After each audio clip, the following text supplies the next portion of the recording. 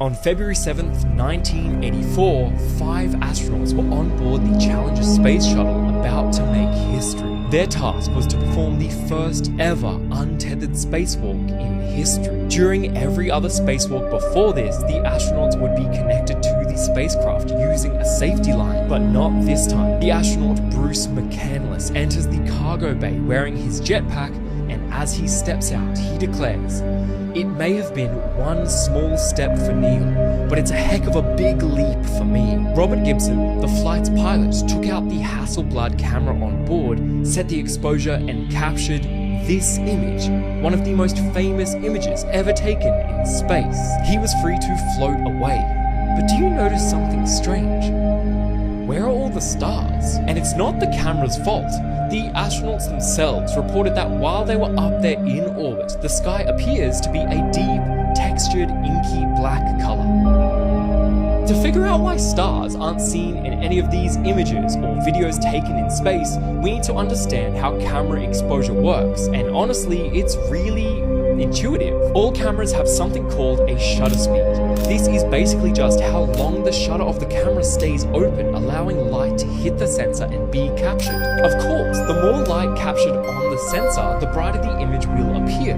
You've already experienced this when you are using your phone camera, and you can just adjust the brightness really easily like this. Now, in all of these images and videos, the subject is not the stars in the background. The focus is on the things in the foreground, whether it be the astronauts or the Earth or even the spacecraft, and they are all properly exposed. But these objects in the foreground are just much brighter than the stars in the background because they are being bathed in just as much sunlight as we experience during the day down here on Earth. So it's impossible to expose both the astronauts in the foreground as well as the beautiful stars in the background using the same image. One of them has to be either overexposed or underexposed. And the best part is, when you consider these facts beforehand, you can actually plan for it and take some pretty spectacular images and videos of the stars in space.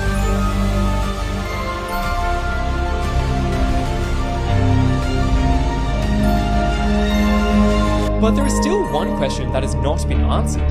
Why can't the astronauts see the stars with their own eyes when they are in space? The sky is a deep black.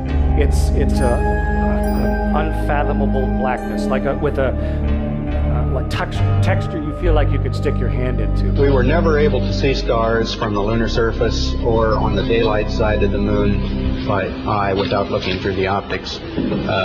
I don't recall during the period of time that we were photographing the solar corona what stars we could see. I don't remember seeing any.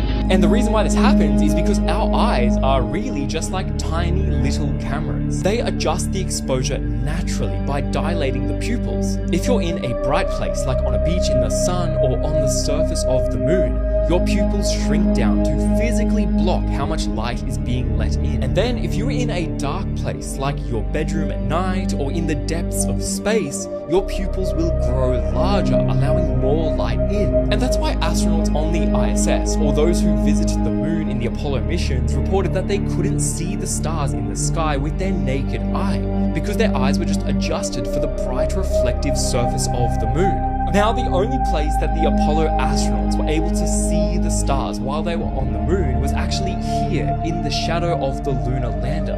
If they stood in this shadow for long enough and let their eyes adjust to the darkness, the universe would slowly start to reveal itself. And this made me wonder, what will astronauts actually see with their own eyes when we start to go back to the moon over the next few years, since they will actually just be landing at the lunar South Pole, where it is much darker? I recently visited the European Space Agency's astronaut training facility, where I did a moonwalk simulation, and I actually asked about what the stars will look like from the lunar South Pole. Is the sky true to what it would look like? Yes.